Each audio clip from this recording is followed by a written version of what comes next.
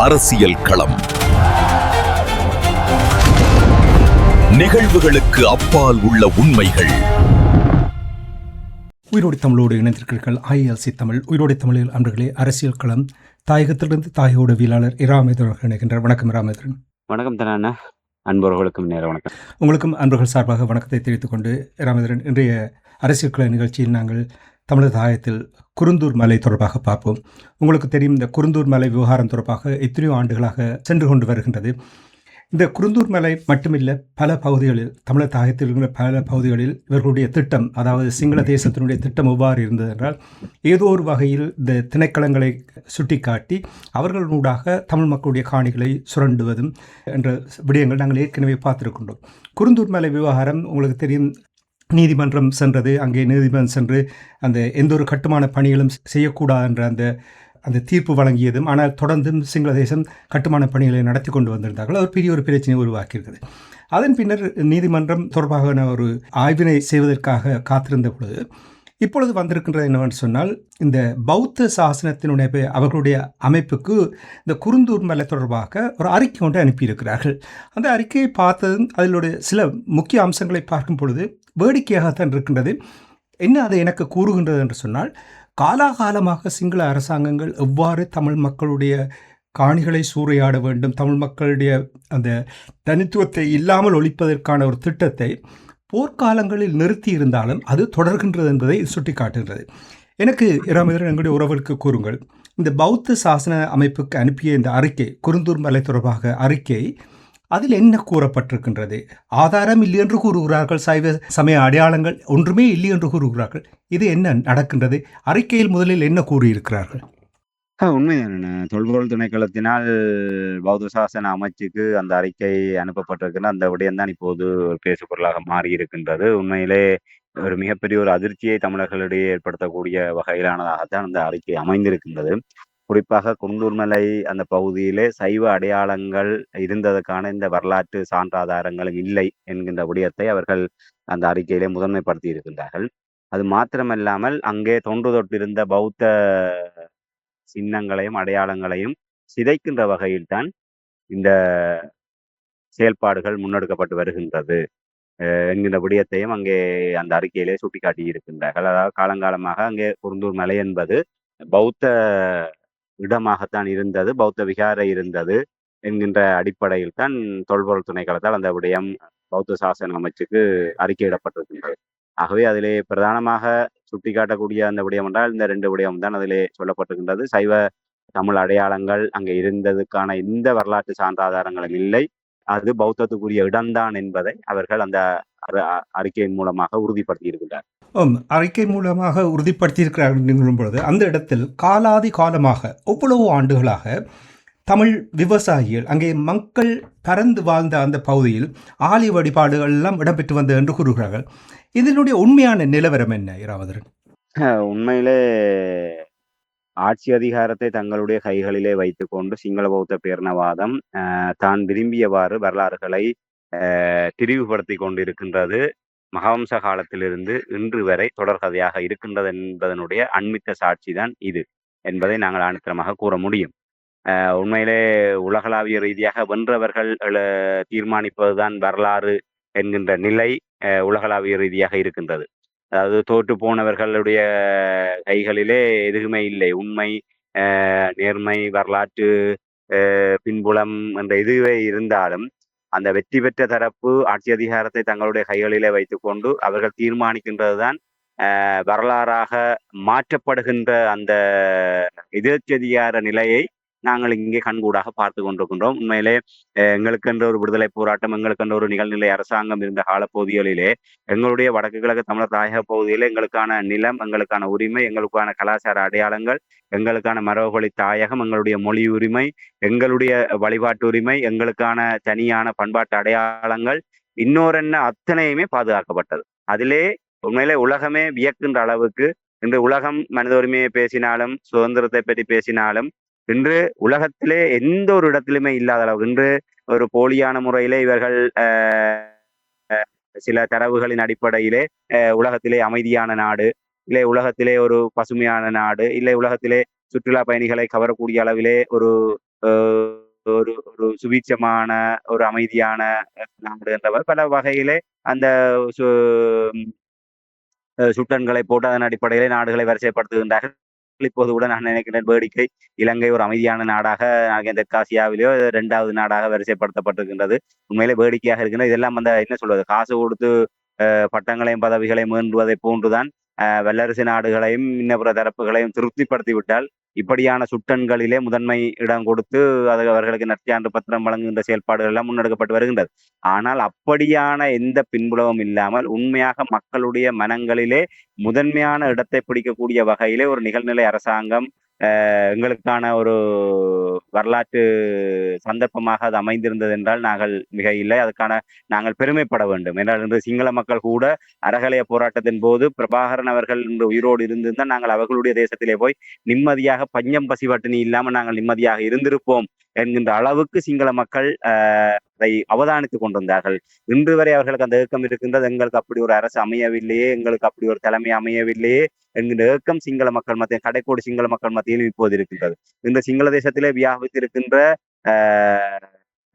கொலை கொள்ளை கற்பழிப்பு இன்னொரு என்ன சகல விடயங்களிலாலும் பாதிக்கப்பட்டு இருக்கக்கூடிய சிங்கள மக்கள் இந்த விடயங்களை உணர்ந்திருக்கின்றார்கள் என்றால் அதை அவர்கள் கடந்த காலத்தோடு ஒப்பிட்டு பார்க்கின்றார்கள். ஆகவே அந்த விடுதலை புலிகள் அமைப்பு தலைவர் பிரபாகரன் அவர்களுடைய நேரிய நெறிப்படுத்தலின் கீழ் அப்படியான ஒரு நிலை அரசாங்கத்தை அவர்கள் நடத்தினார்கள். மகாத்மா காந்தி அவர்கள் கூறியதை போன்று நள்ளிரவு 12 மணிக்கு எந்த ஒரு பெண் எந்தவித பயமும் இல்லாமல் உடல் முழுவதும் தங்க நகைகளை அணிந்து கொண்டு தான் விரும்பியவாறு சென்று வர முடிகின்றதோ அது அன்றுதான் உண்மையான சுதந்திரம். இல்லை அந்த இடத்தில் தான் உண்மையான சுதந்திரம் இருக்கும் என்று அப்படியான ஒரு நிலையை விடுதலை புலிகள் ஏற்படுத்தி இருந்தார்கள். விடுதலை புலிகளுடைய ஆட்சி அந்த நிகழ்நிலை அரசு நிகழ்ந்த கால இடங்களிலே நள்ளிரவு 12 மணி அல்ல, நீங்கள் எப்போது வேண்டுமென்றாலும் நீங்கள் எந்தவித அச்சமும் இல்லாமல் நடமாடக்கூடிய அளவுக்கு அந்த பாதுகாப்பு இருந்தது. இன்று உலகத்தில் எங்குமே இல்லை. இன்று அமெரிக்காவில் கூட நீங்கள் அப்படி ஒரு வீட்டு மேற்கத்திய நாடுகளிலே வீடுகளுக்குள்ளே திருட்டு கொள்ளை சம்பவங்கள் இடம்பெறுகின்ற நிலைமை காணப்படுகிறது. அதனால் தான் நாங்கள் அழிக்கப்பட்டோம். அதை நாங்கள் புரிந்து கொள்ள வேண்டும். அப்படிப்பட்ட ஒரு நிலையிலே இன்று வரலாறு மாற்றப்பட்டிருக்கின்றது. ஆகவே நாங்கள் தோற்கடிக்கப்பட்ட இனமாக மாற்றப்பட்டு இன்று ஆட்சி அதிகாரத்தை தங்களுடைய கைகளிலே வைத்துக் கொண்டு இந்த விடயங்களை இவர்கள் செய்து கொண்டிருக்கிறார்கள். அதன் அண்மித்த சாட்சி தான் இது. ஆகவே தமிழர்கள் புரிந்து கொள்ள வேண்டும். நாங்கள் எந்த நிலையிலே நிற்கின்றோம், நாங்கள் எங்களுக்குள்ளாக அடிபட்டு கொண்டு நாங்கள் ஒரு போலியான நம்பிக்கைகளுக்கு பின்னால் நாங்கள் அதாவது காணல் நீரை நம்பி இல்லை வானவிலை நம்பி நாங்கள் ஒரு மோசம் போய் கொண்டிருக்கின்றோம். வானவில் பார்க்க அழகாக இருக்கும். அன்றவும் அதே போன்றுதான். அன்றோமர திசநாயகம் வானவில்லை போன்று வானத்தில் மட்டும் பார்த்து நாங்கள் ரசித்து விட்டு சென்று விட வேண்டும். அதை நம்பி நாங்கள் செல்வோமாக இருந்தால் நாங்கள் ஏமாற்றப்படுவோம். அந்த ஏமாற்றத்தினுடைய ஒரு அறிகுறிகளாகத்தான் இந்த விடயங்களை பார்க்க முடியும் என்பதை கூறிக்கொண்டு நீங்கள் கேட்டதை போன்று குருந்தூர் மலை என்பது இன்று நேற்றல்ல. இன்று பௌத்தம் வந்ததே கிட்டத்தட்ட 6ஆம் 7ஆம் நூற்றாண்டுக்கு பின்னர் தான் விஜயனுடைய வருகையோடு தான் இலங்கையிலே பௌத்தத்தினுடைய தொடக்கம். ஆகவே ஆதி இயற்கையாகவே இலங்கை தீவு இயக்கர் நாகர்கள் என்கின்ற ஆதிகுடிகளோடு தான் இலங்கையினுடைய வரலாறு தொடங்குகின்றது. அவ்வாறு தொடங்கப்பட்ட ஒரு நிலையிலே குவேணி என்கின்ற ஒரு அரசி அங்கே வடகுலத்திலே இருந்த போதுதான் விஜயன் இந்தியாவிலிருந்து விரட்டி அடிக்கப்பட்டு தந்தையினாலே விரட்டி அடிக்கப்பட்டு 700 பேரோடு தோழர்களோடு இங்கே வந்து அவர் கரை சேர்கின்றார். அதற்கு பின்னர் உருவானதுதான் இந்த சிங்கள பௌத்தம். சிங்களவர்களுக்கு பௌத்தம் உலகம் எங்கும் இருக்கின்றது. ஆனால் சிங்கள பௌத்தம் என்பது இலங்கையில் மட்டும்தான் இருக்கின்றது. ஆகவே சிங்கள பௌத்தத்துக்கான தோற்றுவாய் என்பது இலங்கையினுடைய ஒரு ஆதிகுடிகளாக தமிழர்கள் இலங்கை முழுவதுமே பரவி வாழ்ந்து தங்களுக்கென்ற ஒரு கலை கலாச்சார பண்பாட்டு விழுமியங்களோடு நாகரிக உச்சபட்சமாக உலகத்திலேயே முதன்மையான ஒரு நாகரிகமாக விளங்கக்கூடிய அளவுக்கு பரிணாம வளர்ச்சி பெற்ற நிலையில இருந்த சமூகம் தான் தமிழ் சமூகம். இன்று கீழடி அகழ்வாராய்ச்சியாக இருக்கட்டும், அதோடு இணைந்ததாக இன்று தமிழர் தாயக பகுதியிலே கந்தரோடை உள்ளிட்ட பல்வேறு இடங்களிலே எடுக்கப்பட்ட அந்த வரலாற்று சான்றாதாரங்களை வைத்து பார்க்கின்ற போது வரலாற்றுக்கு முற்பட்ட காலத்திலிருந்தே இங்கே ஒரு பாரம்பரியமான ஒரு நாகரிக வளர்ச்சியோடு நாங்கள் இருந்திருக்கின்றோம். தமிழர்களுடைய நிலத்திலே தமிழர்கள் அவ்வாறான இன்று உலகம் அமெரிக்கா என்று தோன்றிய நூற்றாண்டுகள் தான். ஆனால் நாங்கள் காலாதி காலமாக வரலாற்றுக்கு முற்பட்ட காலத்திலிருந்தே தமிழர்கள் அவ்வாறான ஒரு வரலாற்று பெருமையோடு நாங்கள் வாழ்ந்து கொண்டிருக்கின்றோம். அந்த வரலாற்று பெருமைக்கு முற்பட்டதாக கிறிஸ்துவுக்கு அதாவது முன்னர் மூன்றாம் நூற்றாண்டு கிமு 3ஆம் நூற்றாண்டு அளவில் தான் அந்த குருந்தூர் மலையிலே அந்த சைவ சமயத்தினுடைய தொடர்ச்சி ஆரம்பிப்பது வரலாற்று ஆதாரங்கள் மூலமாக நிரூபிக்கப்படுகின்றது. இன்று நாங்கள் இது வெறுமனே ஒரு இட்டுக்கட்டப்பட்ட கதைகளாக நாங்கள் இந்த விடயங்களை சொல்லவில்லை. இன்று எங்களுடைய வரலாற்று ஆசிரியர் பத்மநாதன் அவர்கள் அங்கே அந்த குருந்தூர் மலை பகுதியிலே காணப்பட்ட அந்த கல்வெட்டுக்களிலே காணப்படுகின்ற எழுத்துருக்கள் மற்றும் அங்கே மீட்கப்பட்ட ஆதிகாலத்திலே அந்த முன்னர் மீட்கப்பட்ட அந்த சான்று பொருட்களை வைத்துக்கொண்டு வரலாற்று ரீதியாக அவர்கள் ஆய்வு செய்து வெளியிட்ட தகவல்கள் தான் இது. கிறிஸ்துவுக்கு முன்னர் 3ஆம் நூற்றாண்டுக்கு முற்பட்ட காலத்திலே புழக்கத்திலே இருந்த அந்த தமிழ் பாரம்பரியத்தோடு தொடர்பட்ட விடயங்கள் எல்லாம் அங்கே மீட்கப்பட்டிருக்கின்றது. ஆகவே அங்கே மீட்கப்பட்டதென்றால் அங்கே அங்கே அந்த கிறிஸ்துவுக்கு முன்னர் 3ஆம் நூற்றாண்டுக்கு முன்னர் என்று சொன்னால் கிட்டத்தட்ட 2300 ஆண்டுகளுக்கு முன்னர் அப்படியான ஒரு நிலை அங்கே குருந்தூர் மலை பகுதியில இடம்பெற்றிருக்கின்றது. அங்கே ஒரு சைவ தமிழ் அடையாளங்கள் இருந்ததற்கான அந்த நாகரிகம் அங்கே வாழ்ந்ததற்கான சான்றுகள் வரலாற்று ஆசிரியர்கள் மூலமாக ஆய்வுகள் மூலமாக உறுதிப்படுத்தப்பட்டிருக்கின்றது. அது மட்டுமல்லாமல் அங்கே குருந்தூர் மலை பகுதியிலே மீட்கப்பட்ட அந்த தாராலிங்கம் 8 பட்டை வடிவமாக அமைந்திருக்கின்ற அந்த தாராலிங்கம் என்பது எங்களுடைய ஆதி காலத்திலே அதாவது சைவ ஆலயங்களிலே அந்த சிவலிங்க வழிபாடுகளிலே ஒரு ஒரு வகையாக காணப்படுகின்றது. அந்த 8 முகங்கள் 8 பட்டை உள்ள சிவலிங்கம் அங்கே மீட்கப்பட்டது. அது மாத்திரமல்லாம அங்கே சைவ ஆலயம் இருந்ததற்கான கட்டுமானங்கள் அத்தனையுமே மீட்கப்பட்டது. 2018ஆம் ஆண்டுக்கு பின்னர் தான் அங்கே குருந்தூர் மலை என்பது பௌத்த தலையீடுகள் அதிகரிக்கின்றது. அதற்கு முன்பு வரை அங்கே ஆதிசிவன் ஐயனாருக்கான சூளம் வைக்கப்பட்டு அங்கே ஒரு எங்களுக்கான அந்த சைவ அடையாளங்களும் கல்வெட்டுகளும் அந்த இடங்களிலே காணப்பட்டது. ஆகவே அந்த மலையை குருந்தூர் மலையை சுற்றவர இருக்கின்ற நூற்றுக்கணக்கான ஏக்கர் நிலங்களிலே எங்களுடைய தமிழ் மக்கள் காலாதி காலமாக விவசாய நடவடிக்கையில் ஈடுபட்டு வருகின்றார்கள். ஆகவே அந்த குருந்தூர் மலை மற்றும் அதை சூழ இருக்கின்ற விவசாய நிலங்களிலே விவசாய நடவடிக்கையில ஈடுபட்டு கொண்டு காலங்காலமாக அங்கே நிலை பெற்று வாழ்ந்து வருகின்ற எங்களுடைய மக்கள் தங்களுடைய உண்மையிலே அந்தந்த பகுதிகளிலே மக்கள் இயற்கையோடு சேர்ந்த வழிபாட்டை எப்போதுமே தமிழ் எங்களுடைய சைவ தமிழ் பாரம்பரியமாக இருக்கின்றது. அப்படி அந்த நிலத்துக்குரிய தெய்வமாக இருக்கக்கூடிய அந்த ஆதிசிவன் ஐயனார் மற்றும் எங்களுடைய ஒரு சிவன் ஆலயம் அங்கே இருந்திருக்கின்றது. அவர்கள் தங்களுடைய காவல் தெய்வமாக அங்கே படையலிட்டு பொங்கி அவர்கள் காலங்காலமாக அங்கே வழிபாடை நடத்தி கொண்டுதான் தங்களுடைய அந்த வாழ்வியலோடு அந்த இறை வழிபாடு என்பது 2 கலந்திருக்கின்றது தொன்று தொட்டு. அதனுடைய தொடர்ச்சியாகத்தான் அங்கே ஒவ்வொரு தடவையும் விவசாய நடவடிக்கை தொடங்கும் போதும் அறுவடையின் போதும் அங்கே அவர்கள் பொங்கலிட்டு வழிபாடு நடத்தித்தான் அவர்கள் அந்த விடயங்களை செய்வார்கள். 2018 வரை இது பழமையான ஒன்றாக இருந்தது. அதற்கு பின்னர் 2019 என்று நம்புகின்றேன் அங்கே ஒரு பௌத்த பிக்கு தலைமையிலான ஒரு குழுவினர் அப்போது இராணுவ பிரசன்னத்தோடு அங்கே சென்று அந்த இடத்தை பார்வையிட்டார்கள். அவ்வாறு பார்வையிட்டு அங்கே அவர்கள் தொடங்கியதுதான் இந்த குருந்தூர் மலை அந்த ராஜமகா விகாரை.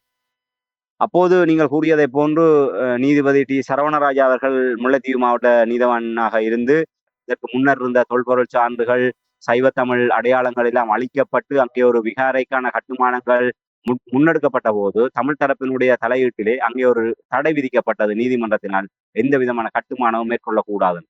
நீதிமன்ற தடை உத்தரவு இருக்கத்தக்கதாகவே ஆட்சி அதிகாரத்திலே இருக்கக்கூடியவர்கள் முப்படைகளினுடைய கட்டுக்காவலோடு ஒரு பிரம்மாண்டமான விகாரையை அங்கே கட்டி முடித்தார்கள். அது சட்டவிரோதமான விகாரை. தையட்டியில இருப்பதை போன்று அது சட்டவிரோதமான விகாரை.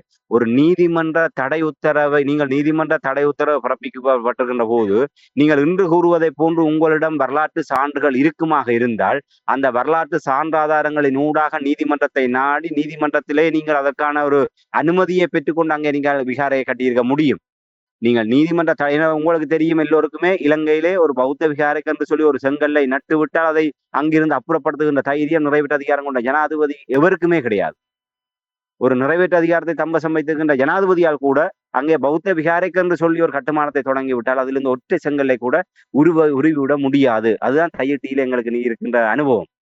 இப்போது குருந்தூர் மலையிலும் அதுதான். ஆகவே அவர்கள் தங்களுக்கு இருக்கின்ற அந்த அதிகாரங்களை வைத்துக் கொண்டு தையிட்டி ஒரு மக்கள் குடியிருப்பு பிரதேசம் சூழ மக்கள் வாழ்கின்ற ஒரு இடம் என்கின்ற இடத்தில் கூட முழுக்க உயர் பாதுகாப்பலயமாக வைத்துக் கொண்டு இராணுவ பிரசன்னத்திலே கட்டி முடித்தார்கள். இது வனாந்தரம். அந்த வனத்துக்குள்ளாக மக்களுடைய பிரசன்னம் என்பது பாதுகாப்பு தரப்பினால் தடுக்கப்பட்டு அது விகாரை கட்டி எழுப்பப்பட்டது. கட்டி எழுப்பப்பட்டு அங்கே அதுக்கான மணி தாது கோபுரம் அங்கே நிர்ணயிக்கப்பட்டு சிலை அங்கே பிரதிஷ்டை செய்வதற்காக முன்னெடுக்கப்பட்ட போதுதான் பல போராட்டங்கள் முன்னெடுக்கப்பட்டு பல ஒரு அசாதாரணமான நிலைமைகள் எல்லாம் ஏற்படுத்தப்பட்டு அது தடுத்து நிறுத்தப்பட்டது. ஆகவே அந்த பின்னணியில் தான் சரவணராஜா அவர்கள் கௌரவ நீதிபதி சரவணராஜா அவர்கள் ஒரு பலத்த உயிர் அச்சுறுத்தலுக்கு மத்தியில் நாட்டை விட்டு தப்பிச் சென்று இன்று உலகத்தில் எங்கே இருக்கின்றார் என்றே தெரியாது. அவரை பற்றி பேசுவதற்கே நாதி இல்லாத ஒரு நிலைமை காணப்படுகின்றது. ஆகவே அப்படியான ஒரு பின்புலத்தில் தான் ஒரு நீதிபதிக்கே அங்கே உயிர் அச்சுறுத்தல் ஒரு நீதியை நிலைநாட்டி அந்த இடத்துல உண்மைகளை வெளிப்படுத்தி ஒரு செயல்பட்ட நீதிபதியே நாட்டை விட்டு தப்பி ஓடுகின்ற அளவுக்கு சிங்கள பௌத்த பேரினவாதமும் ஆட்சியாளர்களும் ஒரு சட்டத்துக்கு புறம்பான வகையில செயல்பட்டார்கள். ஆகவே இதை விட வேறு என்ன சான்று வேண்டும்? உங்களிடம் ஆதாரம் இருந்தால் ஏன் நீதிபதி நாட்டை விட்டு தப்பி ஓட வேண்டுமே? நீதிபதிக்கு நீங்கள் அச்சுறுத்தல் விடுத்தீர்கள். ஏன் அந்த நீதிமன்ற தடை உத்தரவை உங்களால் நீதியின்பால் வெல்ல முடியாமல் போனது? இன்று நாங்கள் அப்போதே தெளிவாக கூறியிருந்தோம். இவர்கள் அங்கே கட்டுமானத்தின் போது இலங்கையினுடைய வேறு பகுதிகளிலே அந்த புராதன காலத்திலே முன்னர் பயன்படுத்தப்பட்ட அந்த கட்டுமானங்கள் அந்த கற்களை கொண்டு வந்து இங்கே நிறுவி விட்டு பிற்காலத்தில் இதை வைத்து இதோ பாருங்கள் இங்கே சான்றாதாரம் இருக்கின்றது, இது இத்தனை நூற்றாண்டுக்கு முற்பட்டது என்று சொல்லி அதை வைத்துக் கொண்டு இவர்கள் தங்களுக்கு உரிமை கோருவதற்கான முயற்சிகளை எடுப்பார்கள் என்பதை நாங்கள் அப்போதே தெளிவாக கூறியிருந்தோம். அந்த கட்டுமானங்கள் இடம்பெறுகின்ற போது அது அப்போதே சுட்டிக்காட்டப்பட்டிருந்தது. இன்னென்ன விடயங்கள் அங்கு இடைச்செருகளாக கொண்டு வந்து வைக்கப்பட்டிருக்கின்றது. அந்த படிக்கற்கள் மற்றும் வேறு பல விடயங்கள் எல்லாம் வந்து நான் நினைக்கிறேன் புலனறுவை அன்றாதபுரம் உள்ளிட்ட பல்வேறு இடங்களிலே வரலாற்று ரீதியாக பௌத்த இருப்பை நிலைநிறுத்தக்கூடியதாக அங்கே மீட்கப்பட்ட விடயங்களை கொண்டு வந்து இங்கே நிறுவி அதை இப்போது நான் நினைக்கிறேன் அதற்கான சான்றாதாரங்களாக அதை இவர்கள் காட்டுவார்கள் தான் நான் நம்புகின்றேன். ஆகவே இது முழுக்க சோடிக்கப்பட்ட விடயம் 2018-19க்கு பின்னர் தொடக்கப்பட்டு இன்று கிட்டத்தட்ட 8 ஆண்டுகளில் இன்று முற்றுமுழுதாகவே ஒரு அரசாங்கம் தொல்பொருள் திணைக்களம் வந்து ஆணித்தரமாக அந்த இடத்துக்கு அவர்கள் அந்த தடயங்களை எல்லாம் அழித்து விட்டார்கள். அங்க இருந்த எதுவுமே இல்லை. அந்த ஆதிசிவன் ஐயனார் வழிபாடு எங்களிடம் புகைப்பட ஆதாரங்கள் மட்டுமே இருக்கின்றதே தவிர எங்களுடைய கைகளில் எந்த ஆதாரமும் இல்லை. அங்க இருந்த இறுதியாக 2018-19 அங்கே ஒரு விகாரை அமைக்கப்படுவதற்கு முன்பு இருந்த அந்த சைவ அடையாளங்கள் எதுவுமே இன்று இல்லாத அளவுக்கு ஆக்கப்பட்டு வரலாறு திரிவுபடுத்தப்பட்டது. ஆகவே இன்று வரலாற்று ஆய்வாளர்களாக இருக்கட்டும், வரலாற்று ஆசிரியர்களாக இருக்கட்டும், இல்லை இதோ தொடர்பட்டு இருக்கக்கூடியவர்கள் சொல்லக்கூடிய விடயம் என்பது குருந்தூர் மலை என்பது சைவ தமிழர்களுடைய ஒரு பாரம்பரியமான இடம். அது கிறிஸ்துவுக்கு முன்னர் 3ஆம் நூற்றாண்டுக்கு முற்பட்ட சான்றாதாரங்களும் வரலாற்று ரீதியாக உறுதிப்படுத்தப்பட்டிருக்கின்றது. ஆனால் இன்று ஆட்சி அதிகாரத்தை தங்களுடைய கைகளில் வைத்துக் கொண்டு இவ்வாறான ஒரு திணிப்பை இவர்கள் மேற்கொண்டிருக்கின்றார்கள் என்பதைத்தான் நான் இந்த இடத்துல சொல்ல முடியும்.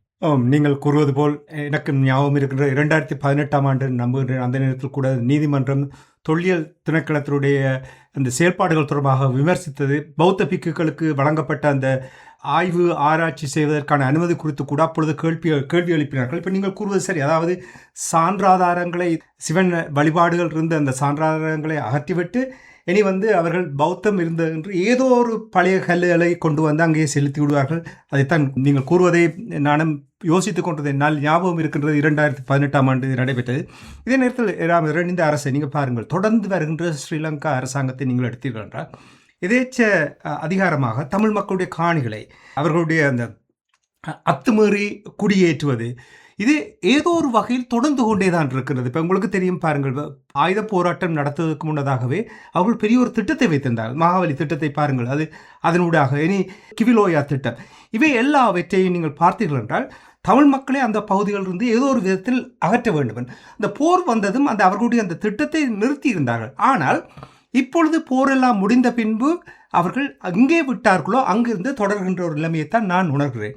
நீங்கள் அப்படி பார்க்கிறீர்களா? அனுரகுமார திசாநாயக்கா மாற்றம் என்று கொண்டு வந்தார்கள், எங்களுடைய மக்களும் அந்த மாற்றத்தை நோக்கி ஏதோ தந்து விடுவார் என்று போனது இப்பொழுது மெதுவாக எல்லாமே வெளிப்படுகின்றது என்று நம்புகிறீர்களா? ஏன் இந்த மக்களுக்கு வழங்கிய வாக்குறுதிக்கு எதிராக செயல்படுவது, இந்த குருந்தூர் மலையில் இவ்வாறான முடிவுகள் எடுப்பதற்கும் என்ன காரணம் என்று நீங்கள் அவதானிக்கிறீர்கள்? உண்மையில் நான் நினைக்கின்றேன், நாங்கள் முதலிலே ஒரு விடயத்தை தெளிவாக எங்களுடைய மக்கள் புரிந்து கொள்ள வேண்டும். நாங்கள் தொடர்ச்சியாக கூறி வருகின்ற விடயம், ஒற்றையாட்சி அரசியலமைப்பை இந்த நாட்டிலே தொடர்ச்சியாக பேணிக்கொண்டு சிங்கள பௌத்த பேரினவாதத்தினுடைய கடிவாளத்துக்குள் கட்டுப்படக்கூடியவாறான அரச இயந்திரம் அந்த பொறிமுறை தொடர்கின்ற வரை அந்த ஜனாதிபதி இருந்தால் கூட அந்த ஒரு பொம்மலாட்ட நிலையிலே நின்று கொண்டு இவர்கள் செயல்பட முடியுமே தவிர இவர்களினால் சுயாதீனமாக செயல்பட்டு விட முடியாது என்பதுதான் இலங்கையினுடைய யதார்த்தம். இதை நாங்கள் முதல்ல புரிந்து கொள்ள வேண்டும். அப்படி நாங்கள் புரிந்து கொண்டால்தான் இன்று நாங்கள் சந்திரிகா அம்மையார் காலத்திலே நாங்கள் நம்பி ஏமாந்து போனோம். அதை விட அனுரகுமார் என்ன பெரிய ஒரு தேவதூதனா? சந்திரிகா அம்மையாராவது அரசியலுக்கு வருகின்ற போது அவர் அரசியலுக்கு முதல் பிரவேசமாக வருகின்றார்.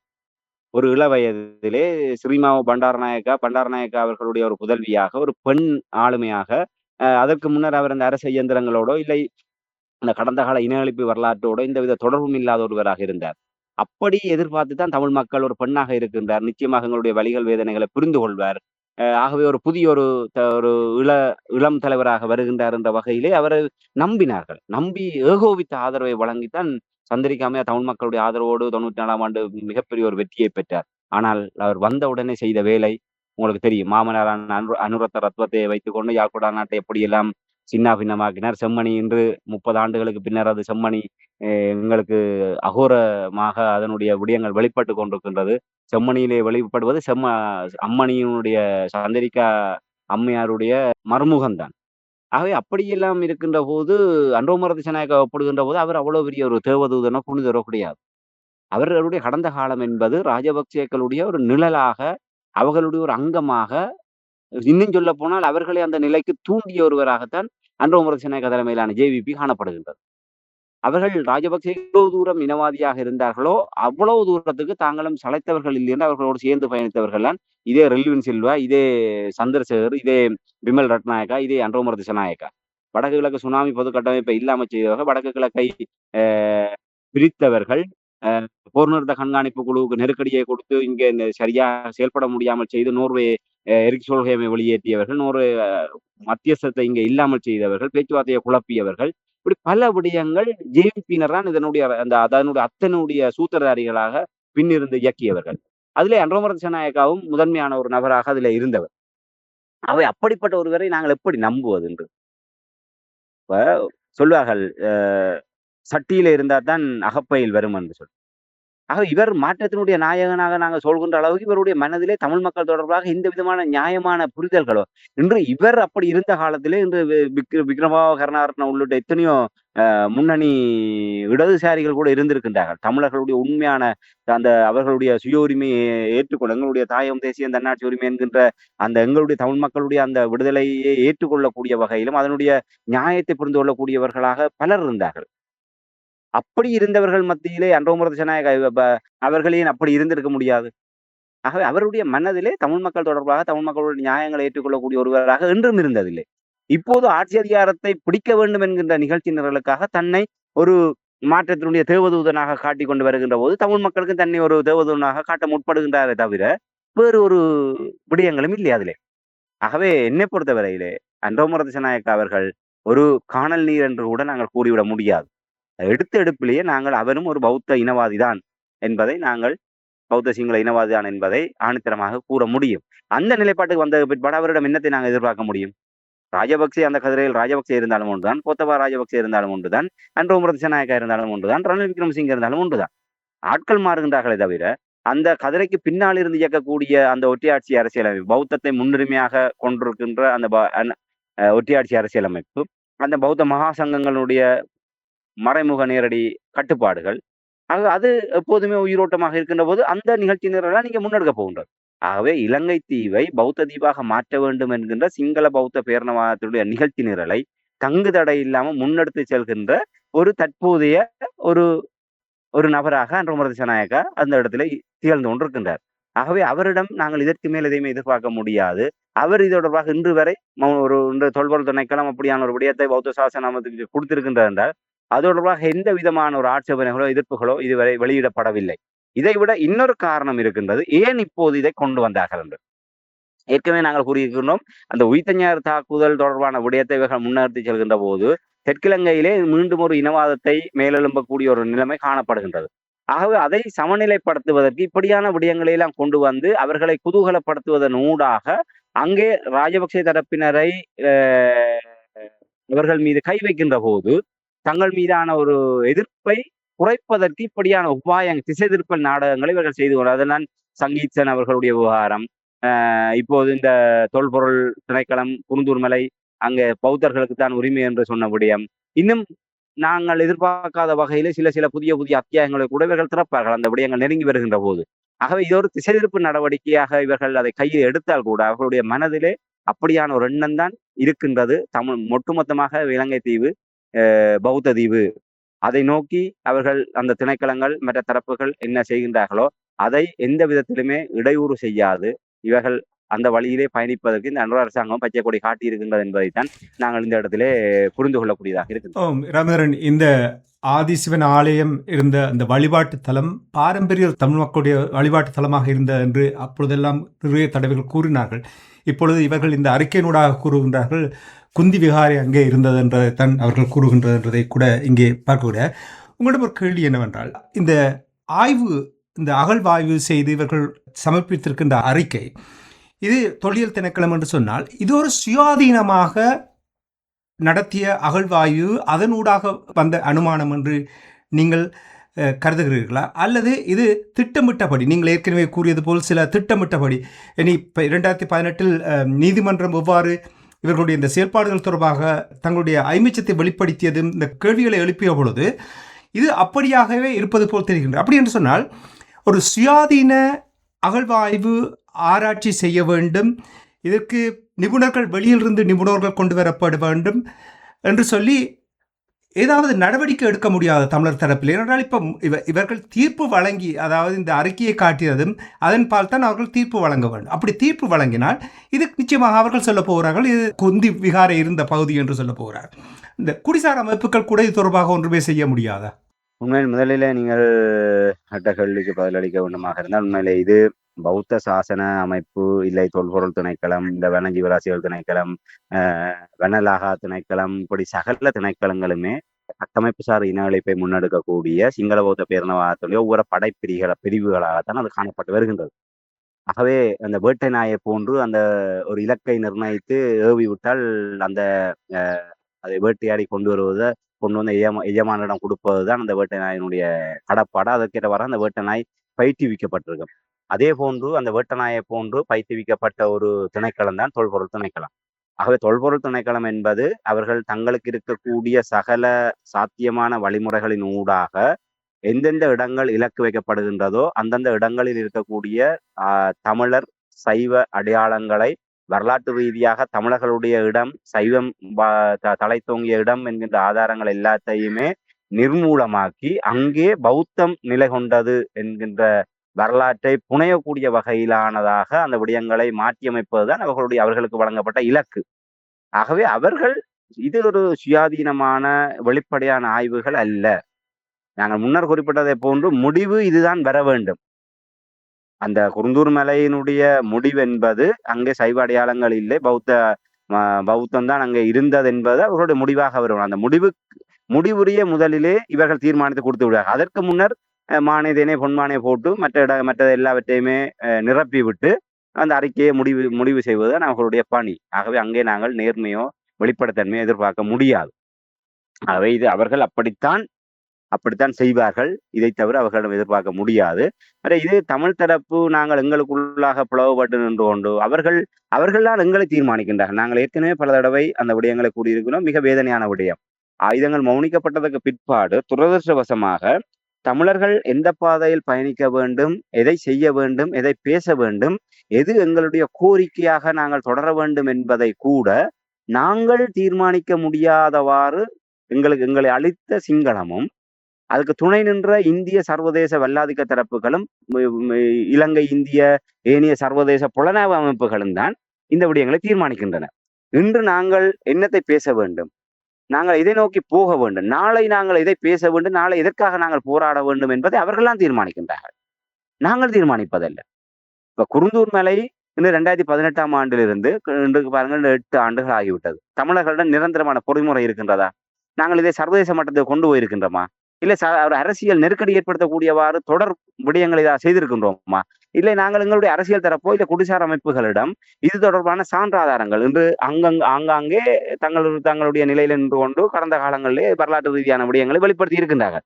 இது எல்லாம் நாங்கள் இந்த தொல்பொருள் திணைக்களத்தோடோ இல்லை சட்ட ரீதியாகவோ இல்லை ராஜதந்திர ரீதியாகவோ ஒரு பன்னாட்டு அளவிலோ இந்த விடயங்களை நாங்கள் சவாலுக்குட்படுத்தக்கூடிய வகையில் எங்களிடம் ஆவண சேகரிப்பு இருக்கின்றதா? இல்லை. நாங்கள் வருங்கையிலே நின்று கொண்டு எப்போதெல்லாம் அவர்கள் தையிட்டியில ஒவ்வொரு பருவத்துக்கும் அங்கே சென்று பௌர்ணமி தினத்திலே சென்று நாங்கள் போராடுவதை போன்று குருந்தூர் மலையில எப்போதெல்லாம் அவர்கள் அங்கே ஒன்று கூடுவார்களோ, பௌத்த சிங்களவர்கள் ஒன்று கூடுவார்களோ, அப்போதெல்லாம் நாங்கள் சென்று எங்களுடைய எதிர்ப்பை காட்டுகின்றோம். அது மட்டும்தான் நாங்கள் செய்கின்றோம். அந்த குருந்தூர் மலையை பாதுகாப்பதற்கு, குருந்தூர் மலையில் எங்களுடைய சைவ தமிழ் அடையாளங்களை நிலைநிறுத்துவதற்கு, இல்லை அந்த குருந்தூர் மலையை சுற்றி இருக்கின்ற பல நூற்றுக்கணக்கான ஏக்கர் நிலங்களுக்கு குறித்தான எங்களுடைய தமிழ் விவசாயிகளுடைய உரிமையை பாதுகாப்பதற்கு எதுவுமே நாங்கள் செய்ய முடியாதவர்களாக இருக்கிறோம். ஆகவே நாங்கள் முதலிலே எங்களுக்கான இலக்கை நாங்கள் நிர்ணயிக்க வேண்டும். அந்த இலக்கை நோக்கி நாங்கள் ஒருமித்து செயல்பட வேண்டும். வெறுமனே நாங்கள் உணர்ச்சி வசப்பட்ட நிலைமையில் நின்று கொண்டு எதிர்ப்பு போராட்டங்களின் ஊடாக மட்டுமே நாங்கள் எங்களுடைய உரிமைகளையும் எங்களுடைய விடயங்களை நாங்கள் நிலைநிறுத்தி விட முடியாது, சாதித்து விட முடியாது. ஆக அதற்கான தயார்படுத்தல் எங்களிடம் இருக்க வேண்டும். அதைத்தான் நாங்கள் கூறணும். பயங்கரவாத தடை சட்டமாக இருக்கட்டும், குருந்தூர் மலையாக இருக்கட்டும், வெடுக்குநாரை மலையாக இருக்கட்டும், தையத்தியாக இருக்கட்டும், இன்ன விடயங்களாக இருந்தாலும் அதை நாங்கள் ஒரு தொகுப்பாக, அதை நாங்கள் ஒரு சர்வதேச மொழியிலே சொல்லக்கூடிய வகையிலே, இல்லை அதுக்கு துறை சார்ந்த நிலையிலே அந்த விடயங்களை வெளிப்படுத்தக்கூடிய வகையிலான எந்த ஒரு ஆவண ரீதியான இது அதான் நாங்கள் கூறுவது. இப்போ நாங்கள் வருங்கையிலே முழம் போடுகின்ற அந்த செப்படி வித்தையை தான் தமிழ் அரசியல் செய்து கொண்டிருக்கின்றனர். தமிழ் தேசிய அரசியல் இன்று வரை எங்களுக்கான ஒரு தீர்வு திட்டம் இல்லை, எங்களுக்கான ஒரு கல்விக் கொள்கை இல்லை, ஒரு பொருளாதார கொள்கை இல்லை, வெளிவார கொள்கை இல்லை, எதுவுமே இல்லாமல் நாங்கள் வெறுமனே ஒரு வருங்கையோடு சென்று ராஜதந்திரிகளையும் தூதுவர்களையும் இன்னொரு தரப்புகளையும் சந்தித்து விட்டு சும்மா வாயாலே நாங்கள் பேசிவிட்டு வருகின்ற நிலை தான் காணப்படுகின்றது. எந்த ஒரு பயனுமே இல்லை. ஆயுதங்கள் மௌனிக்கப்பட்டு 17 ஆண்டுகள் முடிந்து இருக்கிற நிலையில் கூட நாங்கள் இப்படியான ஒரு ஏமாற்றின் நிலையில் தான் தமிழ் தேசிய அரசியல் கூட சென்று கொண்டோம். ஆகவே இந்த இடத்துல நாங்கள் சிந்திக்க வேண்டியவர்களாக இருக்கின்றோம். நாங்கள் அவர்கள் இழுக்கின்ற இழுப்புக்கு செல்ல போகின்றோமா, இல்லை நாங்கள் எங்களுடைய இலக்கை நோக்கி நாங்கள் போராட போகின்றோமா என்று இன்று தமிழர்கள் மத்தியிலே பல பிரச்சனைகள் இருந்து கொண்டிருக்கின்றது. இன்று காணிகள் விடுவிக்கப்படாத பிரச்சனைகள் இருக்கின்றது, காணாமலாக்கப்பட்டவருடைய விவகாரம் இருக்கின்றது, அரசியல் கைதிகள் விவகாரம் இருக்கின்றது, பயங்கரவாத தடை சட்டம் இருக்கின்றது. இன்று பயங்கரவாத தடை சட்டம் என்கின்ற ஒன்றை நாங்கள் முற்றாக நீக்க வேண்டும் என்று போராடுவதற்கு பதிலாக இன்று சங்கீத்தன் அவர்களுடைய விடுதலைக்கு மட்டுமாகவே போராட வேண்டிய அளவுக்கு இன்றைய அரசாங்கம் எங்களுக்கு சேர்ப்பி வைத்திருக்கின்றது. இன்று சங்கீத்தன் அவர்களுடைய விடுதலையோடு பயங்கரவாத தடை சட்டம் தொடர்பான விடயத்தை நாங்கள் மறந்து விடுவோம். ஆகவே பயங்கரவாத தடை சட்டம் முற்றாக நீக்கப்படும் வரை ஒரு தொடர் போராட்டத்தை முன்னெடுக்கக்கூடிய வகையிலே எங்களிடம் எந்தவித ஒருங்கிணைந்த செயல்பாடுகளும் இல்லை. ஆகவே குருந்தூர் மலை விவகாரம் கூட துரதிர்ஷ்டவசமாக இந்த 8 ஆண்டுகள் ஆகிவிட்டது. 8 ஆண்டுகளில் எங்களுக்கு அங்கொன்றும் இங்கொன்றுமாக சில போராட்டங்கள் மட்டும் நடத்தி அதை ஒரு அரசியல் மயப்படுத்தி இருக்கின்றோமே தவிர, அதை ஒரு அரசியல் அழுத்தம் கொடுக்கக்கூடிய வகையிலானதாகவோ மக்கள் மயப்படுத்தி இன்று அந்த குருந்தூர் மலை என்று சொன்னால் அங்கே செல்லக்கூடியவர்கள் எத்தனை பேர்? ஒரு நூற்றுக்கணக்கானவர்கள் தான். இன்று வடக்கு கிழக்கில் அந்த குருந்தூர் மலையினுடைய ஆக்கிரமிப்பு எப்படியான ஒரு ஆபத்தானது, அதை நாங்கள் அனுமதிக்கின்ற போது தமிழர் தாயகமாக நாங்கள் எப்படியான ஒரு ஆபத்தை எதிர்கொள்ள போகின்றோம், வரலாற்று ரீதியாக எதிர்காலத்தில் எப்படியான பின்விளைவுகளை சந்திக்க போகின்றோம் என்பது தொடர்பாக நாங்கள் குறைந்தபட்சம் அந்த முல்லைத்தீவு மாவட்டம் அந்த குருந்தூர் மலை சார்ந்திருக்கக்கூடிய அந்த இடத்திலாவது மக்கள் சமூக மட்ட அமைப்புகளை நாங்கள் ஒருங்கிணைத்திருக்கின்றோமா, அவர்களிடம் ஒரு தெளிவை ஏற்படுத்தி இருக்கின்றோமா, இல்லை அங்கே இருக்கக்கூடிய விவசாய அமைப்புகளை பலப்படுத்தி அந்த குருந்தூர் மலையை சூழ உள்ள அந்த நூற்றுக்கணக்கான ஏக்கர் நிலங்களில் இருக்கக்கூடிய அந்த விவசாயிகளுக்கான ஒரு பாதுகாப்பை ஏற்படுத்தி இருக்கின்றோமா? இன்று குருந்தூர் மலை அந்த விவசாயிகள் தங்களுக்காக தாங்களே போராட வேண்டிய நிலைமை தள்ளப்பட்டிருக்கின்றார்களே தவிர, இன்று அது ஒரு விவசாய கட்டமைப்பாக இன்று அந்த முல்லைத்தீவு மாவட்டமோ இல்லை இணைந்த வடக்கு மாகாணமாகவோ அந்த விவசாய சமூகம் என்று அவர்களுக்கு துணை நிற்கக்கூடிய வகையில் ஏதாவது பொறிமுறை உருவாக்கி இருக்கின்றோமா? ஒன்றும் இல்லை. முதலில் அதுக்கான தெளிவுபடுத்தலை செய்ய வேண்டும், அதற்கான முயற்சிகளை மேற்கொள்ள வேண்டும். அப்படி எதுவுமே செய்திருக்கின்றோமா? இல்லை. நாங்கள் ஒவ்வொருமே தனித்தனி தீவுகளாக இன்று மீனவர்கள் தங்களுக்காக அவர்களே போராடுகின்றார்கள். கையிட்டியிலே அது அந்த 17 காணி உரிமையாளர்கள் அந்த காணி உரிமையாளர்கள் மட்டுமே போராடுகின்றார்கள். அவருக்கு பக்கபலமாக அரசியல் தரப்பினர் நிற்கின்றார்கள். அது தங்களுடைய தேவைகள் நிமித்தமாகவும் அக்கறை நிமித்தமாகவும் இருக்கின்றார்கள். ஆனால் முழு மூச்சாக அதிலே வெற்றி பெறக்கூடிய வகையிலே அந்த விடயங்களை முன்னெடுப்பது என்று சொன்னால் எதுவுமே இல்லை. அதே போன்ற ஒரு மாற்றினை தான் இந்த குருந்தூர் மலையிலும் இருக்கின்றது. ஆக குருந்தூர் மலை என்பது அந்த ஒரு காட்டு சூழல் மலை, அங்கே ஒரு நினைத்த வாக்கிலே ஏனையவர்கள் சென்று விட முடியாது ஒரு கண்காணிப்பற்ற ஒரு பிரதேசமாக இருக்கின்றது. அதன் காரணமாக அவர்களுக்கு ஆட்சியாளர்களுக்கு அது வசதியாக இருக்கின்றது. அவர்கள் சகல விடயங்களையும் நிறுவி விட்டார்கள். நிறுவியதன் பிற்பாடு தான் இப்படி அழைக்க வருகிறார். ஆகவே நாங்கள் இப்போதாவது விழித்துக் கொள்ள வேண்டும். அரசியல் பேதங்கள் கடந்து நாங்கள் குறைந்தபட்சம் ஏதோ ஒரு விடயத்தில் குருந்தூர் மலை விவகாரத்திலாவது நாங்கள் ஒற்றுமையாக நின்று இந்த வழித்தடத்திலே அதற்கான சான்றாதாரங்களை ஆவண ரீதியாக தயாரித்து அதை நீதிமன்ற நடவடிக்கை ஊடாகவோ இல்லை சர்வதேச ரீதியாகவோ இல்லை ஒரு பன்னாட்டு ரீதியாக யுனெஸ்கோ என்று சொல்லக்கூடிய அந்த வரலாற்று ஒரு பாதுகாப்பு ஏற்பாடுகள் உள்ள சர்வதேச அமைப்புகளினூடாகவோ தொடர்புபட்டு இதை நாங்கள் ஒரு பாரம்பரிய இடங்கள், மரபுரிமை இடங்களாக இன்று யுனெஸ்கோ அறிவிக்கின்றது பல இடங்களை. எடுத்தெடுப்பில் அவர்கள் அறிவிப்பதில்லை. அதற்கான அவர்கள் கோருகின்ற அந்த ஆவணங்கள், அந்த விடயங்கள் எல்லாம் சமர்ப்பிக்கப்பட்டு அவர்கள் ஆய்வு செய்து அவ்வாறு உறுதிப்படுத்தியதற்கு பிற்பாடுதான் அவர்கள் அந்த விடயங்கள் அறிவிக்கப்படுகின்றது. ஆகவே அப்படிப்பட்ட தரப்புகளோடு நாங்கள் எப்படி இணைந்து வேலை செய்வது? எப்படி அந்த சர்வதேச பொறிமுறை ஊடாக எங்களுடைய வரலாற்று சான்றாதாரங்களை கொண்டு இணைத்து அந்த சர்வதேச அறிக்கையின் மூலமாக இது இத்தனை நூற்றாண்டுக்குரியதுதான் என்பதை நாங்கள் நிறுவிப் பெறுவது. அப்படியான விடயங்களை எல்லாம் நாங்கள் செய்ய வேண்டியவர்களாக இருக்கின்றோம். ஆகவே அரசியல் கடந்து, வேற்றுமை கடந்து நாங்கள் இப்படியான விடயங்களை இந்த வழித்தடத்திலே அணுகுவோமாக இருந்தால் மட்டும்தான் ஒரு நிலையான தீர்வை நோக்கி நாங்கள் நகர முடியும். இல்லை என்று சொன்னால், நான் சற்று முன்னர் குறிப்பிட்டதை போன்று இலங்கை ஆட்சியாளர்களும் புலனாய்வாளர்களும் இல்லை அயல் நாடு பன்னாட்டு புலனாய்வாளர்கள் எங்களை எதை நோக்கி வழி நடத்துகின்றார்களோ அவர்கள் காட்டுகின்ற திசையில் மட்டுமே நாங்கள் பயணித்துக் கொண்டு போராடி கொண்டு நாங்கள் ஒரு வீணா போன இனமாக நாங்கள் வரலாற்றிலே கடந்து செல்ல போகின்றோம் என்பதைத்தான் வேதனையுடன் பதிவு செய்ய முடியும். ஹோம் நாளாந்தம் இந்த செய்திகளை கேட்கும் பொழுது, பார்க்கும் பொழுது, உயிரோடை தமிழ் உறவுகளுக்கு இந்த செய்திகளை பதிவு செய்யும் பொழுது நீங்கள் கூறுவது போல் ஒன்று தெளிவாக தெரிகின்றது. அதனுடைய பேட்டர்ன், அதாவது எந்த அரசாங்கம் வந்தாலும் ஏதோ ஒரு பிரச்சனையை அங்கே எறித்து விட்டால் அங்கு ஓடுவார்கள், பிறகு இன்னொரு பிரச்சனை இங்கே எறிந்தவுடன் இங்கே வருவார்கள், பிறகு இன்னொரு பிரச்சனை அங்கே எறிந்தவுடன் அங்கே போவார்கள். ஒன்றையுமே எந்த ஒரு விதத்திலும் கையாள முடியாத அளவுக்கு அவ்வாறு அவர்கள் கையாளுகிறார்கள். அந்த தன்மையை கூட எங்கள் தரப்பினரால் புரிந்து கொள்ள முடியாமல் இருக்கின்றது.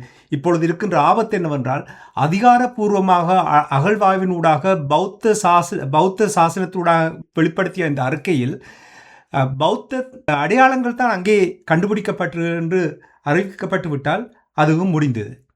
இதே நீங்கள் கூறுவது போல் கட்டுகின்ற எந்த ஒரு கட்டுமான பணியிலிருந்து ஒரு கல்லை கூட அவர்கள் அகற்ற மாட்டார்கள். அப்படித்தான் இருக்க போகிறது. இந்த நிலைமைகளை ஏன் தமிழ் தரப்பினர் புரிந்து கொள்ள முடியாமல் இருக்கிறார்கள் என்று எனக்கு புரிந்து கொள்ள முடியாமல் இருக்கிறது.